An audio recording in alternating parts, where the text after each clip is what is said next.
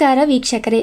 ಕನ್ನಡದ ಶ್ರೇಷ್ಠ ಕವಿ ದತ್ತಾತ್ರೇಯ ರಾಮಚಂದ್ರ ಬೇಂದ್ರೆಯವರ ನರಬಲಿ ಕವಿತೆ ಸ್ವಾತಂತ್ರ್ಯ ಹೋರಾಟದಲ್ಲಿ ಉರಿಯುತ್ತಿರುವ ದಿನಗಳಲ್ಲಿ ರಚಿತವಾದ ಒಂದು ಕ್ರಾಂತಿಕಾರಿ ಕವನವಾಗಿದೆ. 1930ರಲ್ಲಿ ಧಾರವಾಡದಲ್ಲಿ ಪ್ರಕಟವಾದ ಗರಿ ಕವನ ಸಂಕಲನದಲ್ಲಿ ಈ ಕವಿತೆ ಸ್ಥಾನ ಪಡೆದಿತ್ತು.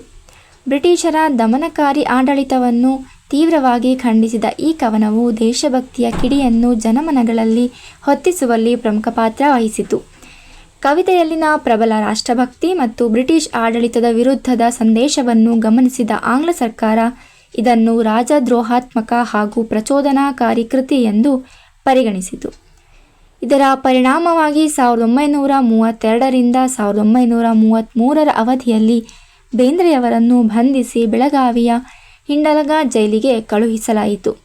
ಆದರೂ ಬೇಂದ್ರೆಯವರು ತಮ್ಮ ಸಾಹಿತ್ಯ ಮತ್ತು ದೇಶಪ್ರೇಮದ ಹಾದಿಯಿಂದ ಹಿಂದೆ ಸರಿಯಲಿಲ್ಲ.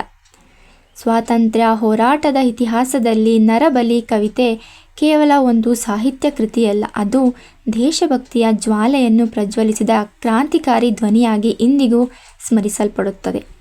ಇದಿಷ್ಟು ನಮ್ಮ ಕನ್ನಡದ ಶ್ರೇಷ್ಠ ಕವಿ ದತ್ತಾತ್ರೇಯ ರಾಮಚಂದ್ರ ಬೇಂದ್ರೆಯವರ ನರಬಲಿ ಕವಿತೆಯ ಹಿನ್ನೆಲೆಯಾಗಿತ್ತು.